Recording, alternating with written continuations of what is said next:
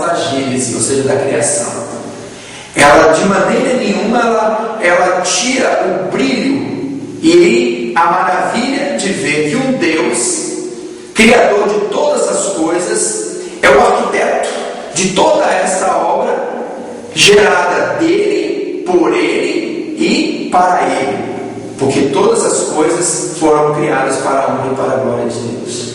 Pelo contrário, o conhecimento da Cabala nos traz respostas primeiro de qual a fonte geradora deste conhecimento, dessa capacidade interpretativa das dimensões e universos, partindo do meu próprio eu, do meu próprio ser, como um universo à parte, como cada ser humano. Quando nós falamos do poder latente da alma, falamos da capacidade e da percepção intuitiva da alma, e chegamos à conclusão de que há um processo sendo construído ao longo dos séculos, e hoje o indivíduo, já de berço, nasce e é gerado com uma intuição espiritual extremamente aguçada, onde nós podemos testificar que indivíduos que há 50 anos atrás, para deter o conhecimento e o poder, hoje teriam que passar por câmaras e câmaras de consagração, de aperfeiçoamento, 7 delas para chegar a ser um mago, evocações, rituais, coisas que eram ocultas, guardadas às 7 chaves e que hoje você compra na banca de revista por uma bagatela. Pessoas que são consagradas a entidades demoníacas em rituais transmitidos em cadeia e rede nacional. Ou seja, até mesmo o conhecimento cabalístico, ele de uma certa maneira se tornou uma ferramenta lucrativa pela própria mística e o esoterismo e a capacidade numerológica de interpretar personalidades, prosperidades, sentimentos, relacionamentos, projetar o indivíduo dentro de um prisma universal e, utilizando a Cabala, trazer toda essa simbologia que, como eu disse, nos parece de uma fonte adâmica passada para Sete, de Sete para Enoque, de Enoque até chegar a um conhecimento mais profundo, onde homens como José no Egito, Moisés, Josué e tantos outros foram, de uma certa maneira, guardiães ou receptores dessa tradição, deste conhecimento.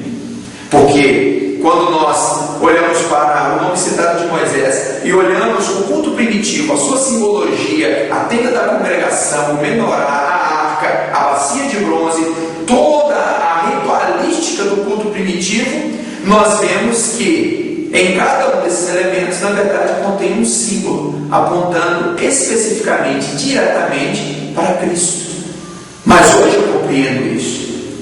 Hoje eu compreendo isso. Eu tenho certeza de que Moisés também compreenderia, porque ele não seria Moisés, não seria o símbolo que ele tem na representação do Pentateuco, não só para os cristãos, mas também para outros, que compreendem o conhecimento e a sabedoria adquirida por este homem.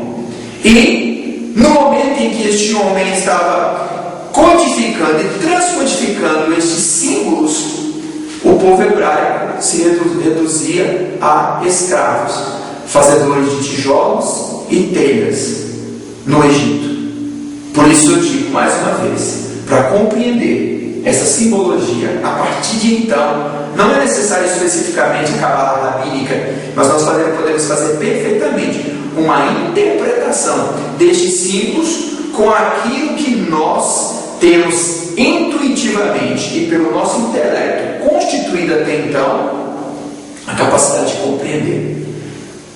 Aleph, a primeira chave, que vai abrir a primeira porta, que vai nos dar a condição de compreender a primeira emanação do universo.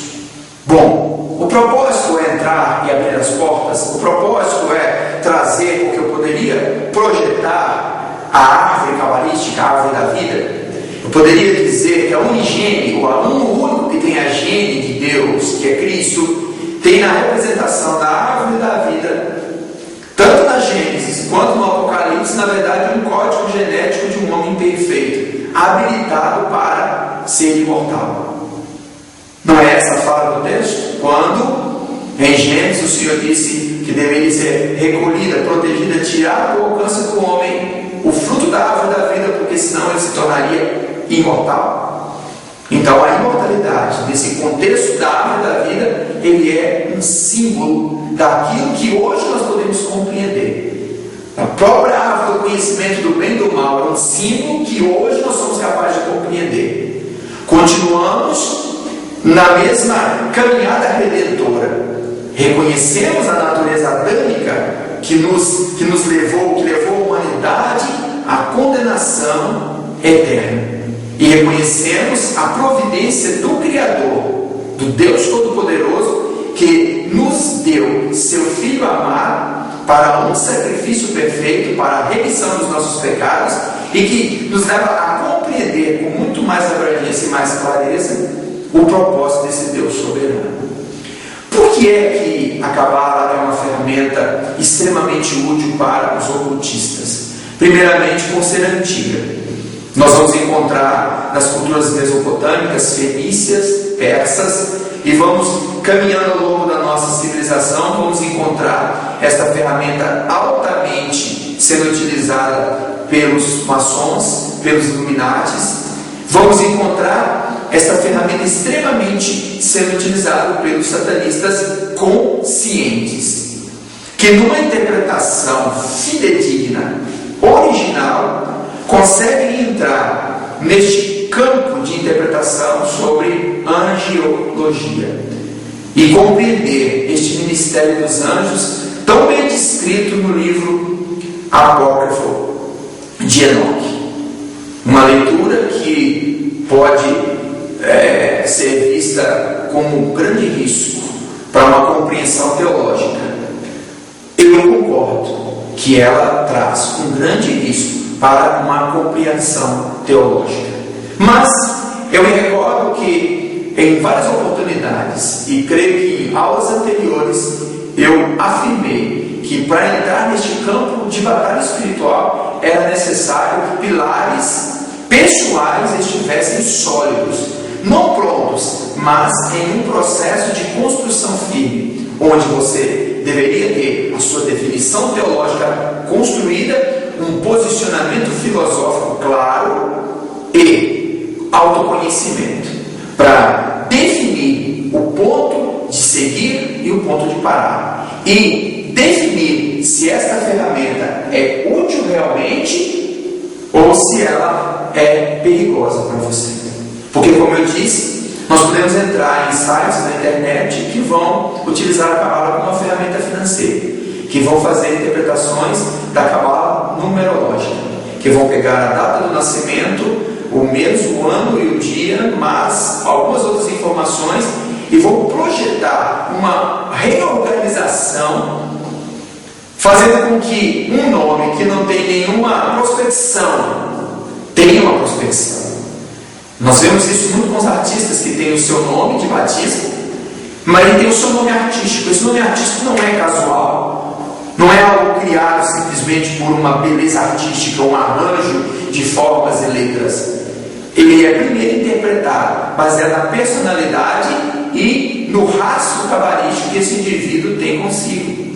Baseado nisso, pode-se usar a astrologia cabalística, a numerologia cabalística, para chegar a conclusões de criar uma marca, de criar um modelo, de criar uma estrutura de marketing que vai utilizar essa ferramenta para cumprir um fim útil, atrair as pessoas para o consumismo, ou atrair as pessoas para se interessar por um determinado assunto, atrair as pessoas para ouvir uma determinada música, ler um determinado livro, comprar um determinado objeto. E aí, entrando um pouco novamente nas mensagens subliminares, nós poderíamos entender que para compreender mensagens subliminares em um nível mais avançado, é necessário interpretar, conhecer de maneira substancial toda essa simbologia cabalística. Eu falei dos Zefirotes, as portas, e falei dos caminhos. Provavelmente, até mesmo respondendo a uma pergunta que eu li em um site onde alguém disse: eu encontro uma fonte sadia para aprender Cabala? E aí o indivíduo que respondeu disse: não há na internet uma fonte segura para se aprender Cabala. Não há uma escola realmente séria, segundo uma resposta. Eu não creio no radicalismo, nos extremismos, nem para o mal, nem para o bem, nem para o sim, nem para o não, nem para a luz, nem para as trevas, falando de opinião, falando de conhecimento. Eu gostaria de servir assim, que poderíamos projetar este conhecimento a um nível de utilidade prática para o terceiro nível de batalha espiritual, conhecendo aquilo que não me leva à invocação e pacto. Aí está a dificuldade, porque todo este conhecimento que está disponível na literatura popular, ele está protegido por uma evocação e um pacto. Ambos